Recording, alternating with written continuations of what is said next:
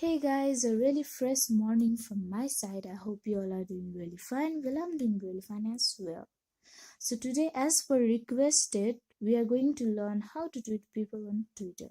So to do that, firstly open your Twitter app. After opening your Twitter app, just open the profile of the person whom you are gonna tweet. I'm just going to tweet my friend. So after opening the profile of the person, you can see the plus sign right there at the down right corner. Just click on that. If you want to tweet photos, then click on photos, but I'm just going to write something, so I'm just clicking on plus sign. After writing something, just click on tweet and you will get the notification your tweet was sent. And after, we can see on our newsfeed the tweet has been tweeted. We can see there.